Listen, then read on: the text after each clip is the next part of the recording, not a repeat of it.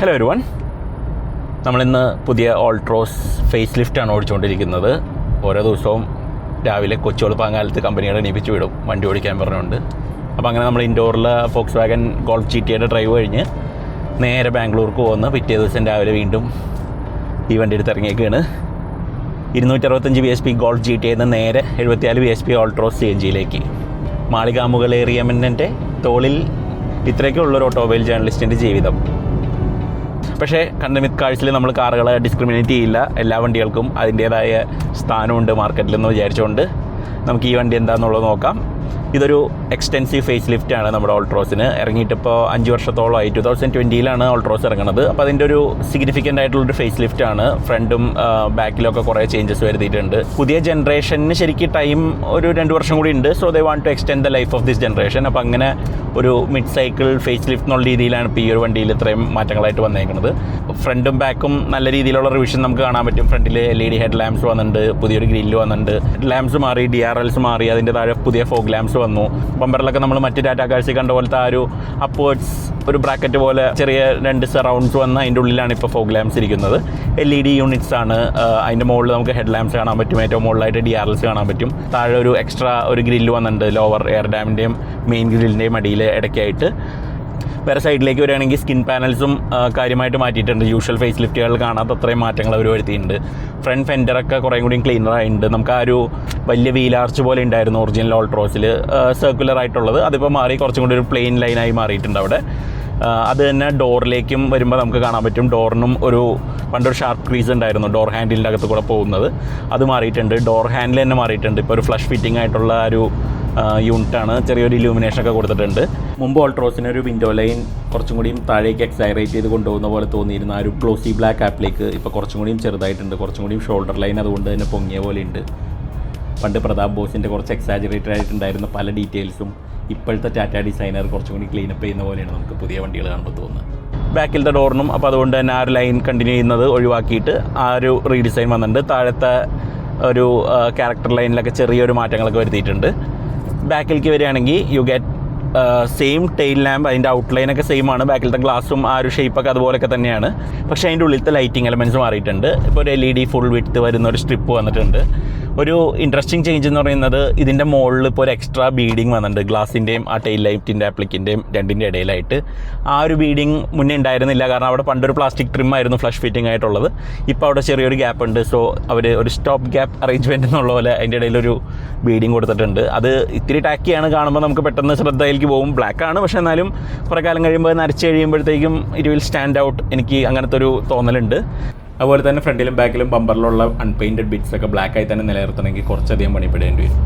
Also എനിക്ക് സ്റ്റൈലിങ്ങിൽ ഇഷ്ടപ്പെടാത്തൊരു സംഭവം ഇതിൻ്റെ വീൽസാണ്.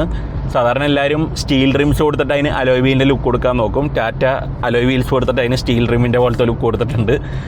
നമ്മൾ സ്റ്റീൽ റിംസിൻ്റെ മുകളിൽ വീൽ ക്യാപ്പ് ഇട്ടേക്കാണെന്ന് നമ്മൾ വിചാരിക്കുകയുള്ളൂ. പക്ഷേ ദേ ആർ ആക്ച്വലി അലോയ്സ്. പക്ഷേ അത് കുറച്ച് കൺവിൻസ് ചെയ്യാനായിട്ട് ബുദ്ധിമുട്ടുള്ള പോലത്തെ ഒരു എഫക്റ്റാണ്.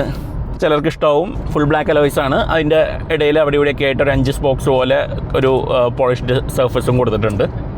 ഉള്ളിലേക്ക് വരികയാണെങ്കിൽ ക്യാബിൻ്റെ കളർ തീമൊന്ന് മാറിയിട്ടുണ്ട്. Now it's all black and beige. മുന്നൊരു ഗ്രേ കളറും കുറച്ച് ഡാർക്കായിട്ടൊക്കെ ഉണ്ടായിരുന്ന വണ്ടിയുടെ നൗ ഇറ്റ്സ് ഓൾ ബേജ്. അപ്പോൾ അതുകൊണ്ട് കുറച്ചും കൂടി ഒരു എയറി ഫീലിംഗ് നമുക്ക് പെട്ടെന്ന് കാണുമ്പോൾ തോന്നും. ഓവറോൾ ഈ കളേഴ്സൊക്കെ കാരണം നമുക്ക് സ്പേസ് ഒന്നും കൂടിയിട്ടില്ല. പക്ഷേ ഈ ഒരു കളർ തീമിൻ്റേതായ ഒരു ഡിഫറൻസ് നമുക്ക് തോന്നും.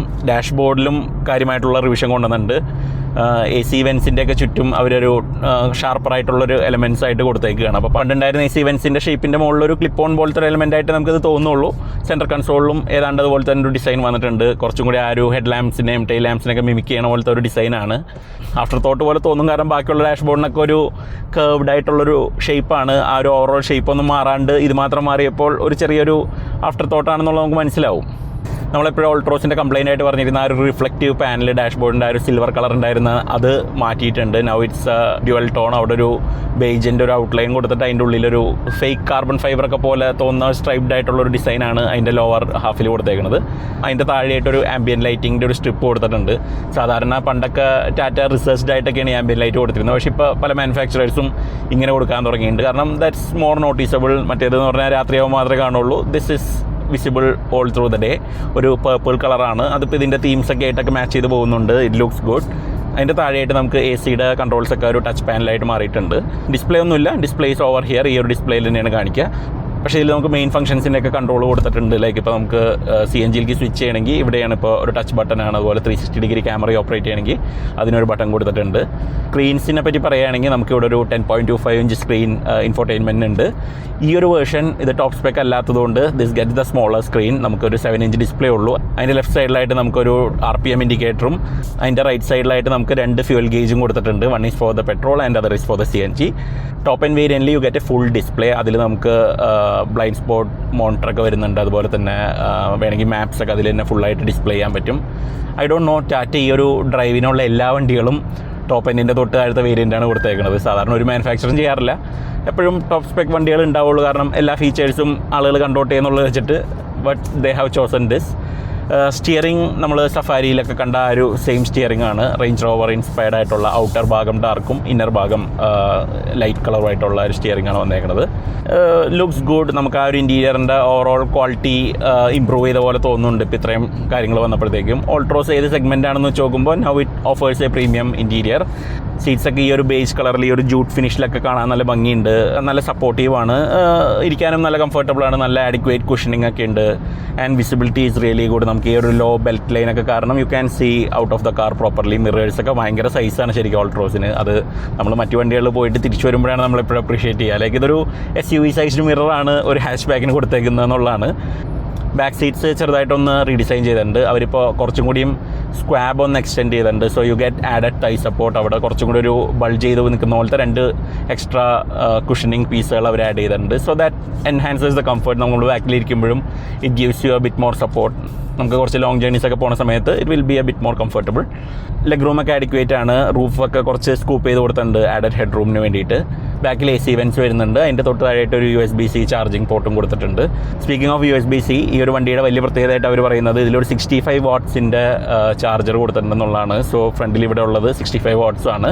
So that is good enough for laptops ഒക്കെ ഫാസ്റ്റായിട്ട് ചാർജ് ചെയ്യാൻ പറ്റും. മൊബൈൽ ഫോണൊക്കെ അൾട്രാ ഫാസ്റ്റായിട്ട് ചാർജ് ആയിക്കോളും. ചൂടാവുമോ എന്നുള്ളൊരു ഇഷ്യൂ ഉണ്ട്, ഐ ഡോണ്ട് നോ. അതിൻ്റെ താഴെയായിട്ടൊരു വയർലെസ് ചാർജിങ് പാഡ് കൊടുത്തിട്ടുണ്ട്. സോ ചൂടാവും എന്നുള്ളത് അതിൽ ഗ്യാരണ്ടിയാണ്.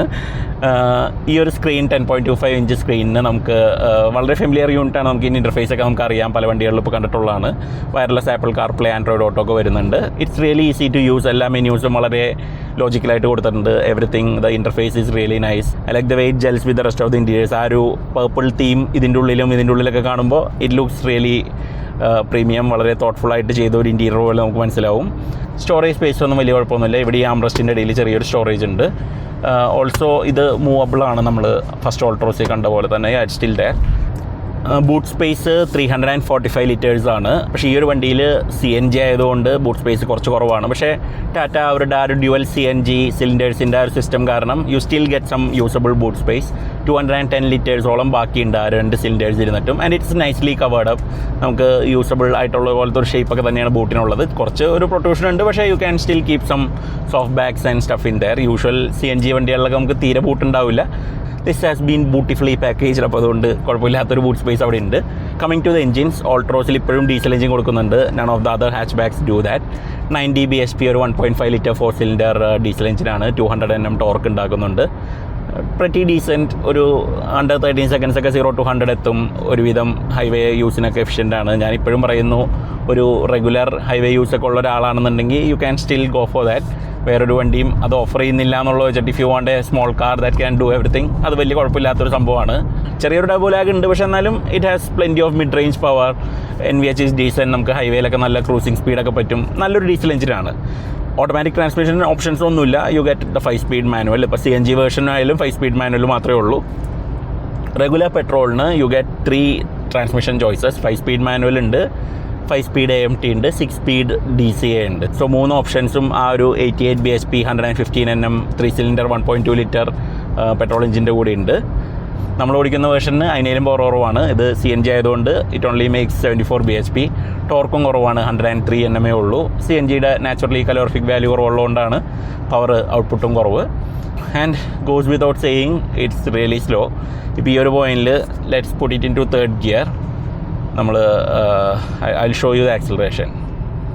So we drop down to 30 km/h 3rd gear.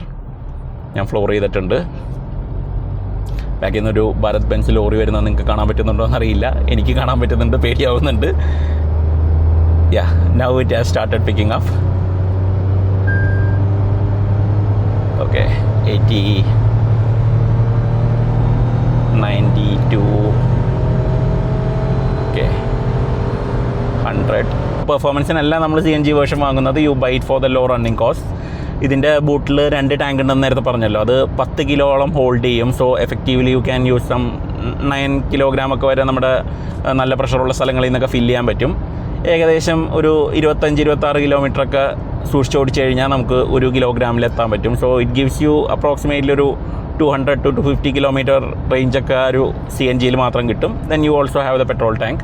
അപ്പോൾ അതുകൊണ്ട് ആ ഒരു CNG യൂസ് ചെയ്ത് ലോ റണ്ണിങ് കോസ്റ്റ് വേണം എന്നുള്ളവർക്ക് you can switch to CNG and drive it. പലപ്പോഴും നമുക്ക് വേണമെങ്കിൽ ഈ CNG ഓഫ് ചെയ്തിട്ട് you can drive it in petrol. കുറച്ചും കൂടി ഒന്ന് എനർജറ്റിക് ആയിട്ട് തോന്നുന്നുണ്ട്. ഈ ഒരു ഗേജിൽ നമുക്ക് എങ്ങനെ യൂസേജ് എന്നുള്ളത് കാണിക്കും. അതായത് CNG വേഴ്സസ് പെട്രോൾ നമ്മൾ എങ്ങനെയാണ് യൂസ് ചെയ്തേക്കണം, ആ ഒരു സ്പ്ലിറ്റ് എത്രയാണെന്നുള്ളത് ഇതിൽ കാണിക്കുന്നുണ്ട്. എൻജിൻ ലോ എൻഡ് ഒന്നും കുഴപ്പമില്ല. ടൗണിലൊക്കെ ഓടിക്കുന്ന സമയത്തൊക്കെ ട്രാക്റ്റബിൾ ആണ്. മിഡ് റേഞ്ചൊക്കെ ഒരു ഇത്തിരി വീക്കാണ്. അത് ഓൾസോ വലിയ ടോപ്പ് എൻഡുള്ള ഡ്രൈവ് ഹാപ്പി എഞ്ചിനൊന്നുമല്ല ജാപ്പനീസ് എഞ്ചിനുകൾ പോലെ. ഒരു ഡ്രൈവബിലിറ്റി ഫോക്കസ് ആയിട്ടുള്ള എഞ്ചിനാണ് ഔട്ട്റൈറ്റ് പെർഫോമൻസിനായാലും. So it's okay for what it is. ക്ലച്ചൊക്കെ ലൈറ്റാണ്. ട്രാൻസ്മിഷനും വലിയ കുഴപ്പമൊന്നുമില്ല. ഗിയർ ഷിഫ്റ്റിനൊക്കെ ചെറിയൊരു മിഡ് പോയിന്റിൽ ഒരു ഇത്തിരി ലോഡ് ഉണ്ട്. പക്ഷേ after that it shift nicely. Slot ചെയ്തൊക്കെ കറക്റ്റായിട്ടാണ്. ത്രോ ഒന്നും വലിയ കൂടുതലൊന്നുമില്ല. ഓൾട്രോസിൻ്റെ ടർബോ ചാർജ് പെട്രോൾ എഞ്ചിൻ അവർ ഒഴിവാക്കി. നമുക്ക് മുന്നായി ടർബോ ആയിട്ടും പിന്നീട് റേസറായിട്ടും ഉണ്ടായിരുന്നു. Racer had about 120 bhp. ഇപ്പോൾ ആ ഒരു എഞ്ചിൻ നമുക്ക് അവൈലബിൾ അല്ല. നമ്മൾ കുറച്ച് ബ്രോക്കൺ സെക്ഷൻസിലേക്ക് കയറി അത്യാവശ്യം നല്ല സ്പീഡിലാണ് പോകുന്നത്. This is where the Altroz shines. ഇതിൻ്റെ ഈ ഒരു റൈഡ് ക്വാളിറ്റി ഉണ്ടല്ലോ, ഇറ്റ് ക്യാൻ സ്മോദർ എവറിത്തിങ്. ആ ഒരു ബാഡ് റോഡ്സും പോട്ടോൾസൊക്കെ വളരെ ഈസി ആയിട്ട് ഹാൻഡിൽ ചെയ്യാം എന്നുള്ളത് ഒരു വലിയൊരു പ്രത്യേകതയാണ്. Okay, that was a really big one. But see, ഇതിൻ്റെ ഒരു ഓവറോൾ റോബസ്റ്റ് ആയിട്ട് ഫീൽ ചെയ്യുന്ന ആ ഒരു സസ്പെൻഷൻ കാരണം യു ഡോണ്ട് മൈൻഡ് ഇറ്റ്. കുറച്ചൊക്കെ നമുക്കൊരു നല്ല ധൈര്യത്തോടെ എടുക്കാം. Everyone has slowed down. നമ്മൾ മാത്രം ഇതൊന്നും വകവയ്ക്കാണ്ട് ഇങ്ങനെ പോയിക്കൊണ്ടിരിക്കുകയാണ്. ടാറ്റ സസ്പെൻഷൻ ട്യൂണിങ് ആക്ച്വലി അടിപൊളിയാണ് കേട്ടോ. എന്ന് പറഞ്ഞാൽ ബാക്കി ഉള്ള ഏരിയാസിലൊക്കെ ഉള്ളതിലും കൂടുതൽ പ്രോഗ്രസ് അവർ സസ്പെൻഷൻ ട്യൂണിങ്ങിൽ കൊണ്ടുവന്നിട്ടുണ്ട്. I think both Indian manufacturers, ഇപ്പോൾ ടാറ്റ ആയാലും മഹീന്ദ്ര ആയാലും നമ്മുടെ ഇന്ത്യൻ റോഡ്സിൽ കളിച്ച് വളർന്നതിൻ്റെ ഗുണമാണെന്ന് തോന്നുന്നു. നമുക്കിവിടെ പൊട്ട റോഡ്സ് എന്ന് പറയുന്നത് കോമൺ ആണെന്നുള്ളത് അവരുടെ മനസ്സിലുള്ളതുകൊണ്ട് they can make cars that ride well. Handling is also commendable. ഇപ്പോൾ ഈ ഒരു ഓൾട്രോസിൽ നമ്മൾ കണ്ടിട്ടുണ്ട്, അന്ന് ടിയാഗോനയിലും ബെറ്റർ ആയിരുന്നു. ഫ്രണ്ടിലത്തെ ഗ്രിപ്പൊക്കെ വളരെ നല്ലതാണ്. സ്റ്റിയറിംഗ് ഫീലൊക്കെ ആഡിക്വേറ്റ് ആണ്. ഒരു ചെറിയ ലെവൽ ഓഫ് എൻജോയ്മെൻ്റ് ഒക്കെ നമുക്ക് ഇതിൻ്റെ ഫാസ്റ്റ് വേർഷൻസ് ഓടിക്കുമ്പോൾ കിട്ടിയിട്ടുണ്ട്. ആൻഡ് ഈ സെഗ്മെൻറ്റിലുള്ള മറ്റു വണ്ടികൾ ഇപ്പോൾ ബലേനോ, ഗ്ലാൻസ്, i20 അതിനൊക്കെ വളരെ സോളിഡായി തോന്നുന്നുണ്ട്. You can take liberties with this car. ഞാൻ പലപ്പോഴും ഓൾട്രോസൊക്കെ ഒരു റാലി ക്രോസ് സ്റ്റൈലിലൊക്കെയാണ് ഓടിച്ചേക്കുന്നത്. Not a good thing. പക്ഷേ എന്നാലും ആ കാറുകൾക്ക് ആ ഒരു അബ്യൂസ് എടുക്കാൻ പറ്റുമെന്നുള്ളത് വെച്ചിട്ട് നമുക്കത് ചെയ്യാനും വലിയൊരു കുഴപ്പം തോന്നൂല.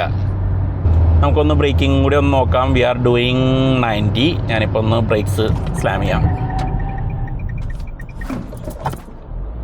ഓക്കെ, കുഴപ്പമില്ല. Good enough adequate stopping power ഉണ്ട്. ഫ്രണ്ടിൽ ഡിസ്ക്സ് ആണ്, ബാക്കിൽ ഡ്രംസ് ആണ്.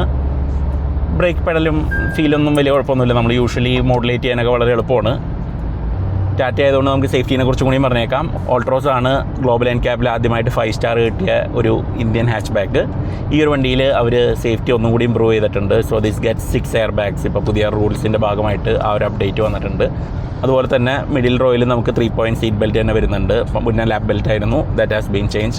ബാക്കിൽ പക്ഷേ സെൻറ്ററിൽ ഇപ്പോഴും ഹെഡ് റെസ്ട്രെയിൻസ് ഇല്ല. So that's an omission. അപ്പോൾ അതൊക്കെയാണ് ഓൾട്രോസിലുള്ള വ്യത്യാസങ്ങൾ. 6.89 lakhs എന്നാണ് ഇതിൻ്റെ പ്രൈസ് സ്റ്റാർട്ട് ചെയ്യണത്. ഏകദേശം 24,000 രൂപ പ്രീവിയസ് വേർഷനിലും കൂടുതലുണ്ട്. ഹയർ വേരിയൻസ് കുറച്ചും കൂടി എക്സ്പെൻസീവ് ആണ്. പക്ഷേ എന്നാലും for that price you get more features. കുറച്ചും കൂടി പ്രീമിയം ആയിട്ടുള്ള ഇൻറ്റീരിയറും അതുപോലെ തന്നെ അപ്ഡേറ്റഡ് ആയിട്ടുള്ള എക്സ്റ്റീരിയേഴ്സൊക്കെ കിട്ടുന്നുണ്ട്. So if you are in the market for a small car, especially ഇത് ഡീസൽ അല്ലെങ്കിൽ CNG വേർഷൻസ് ഒക്കെ നോക്കുന്നുണ്ടെന്നുണ്ടെങ്കിൽ ദിസ് ഈസ് വർത്ത് കൺസിഡറിങ്. നിങ്ങൾ ഈ ഒരു പ്രൈസ് റേഞ്ചിലൊരു വണ്ടി വാങ്ങാൻ ഉദ്ദേശിക്കുന്നുണ്ടെങ്കിൽ would you buy a premium hatchback or a compact crossover എന്നുള്ളതും ഏതായിരിക്കും എന്നുള്ളതൊക്കെ ഒന്ന് കമൻസിൽ അറിയിക്കുക. നമുക്ക് മറ്റൊരു വീഡിയോ ആയിട്ട് വേറൊരു ദിവസം കാണാം. Thanks for watching.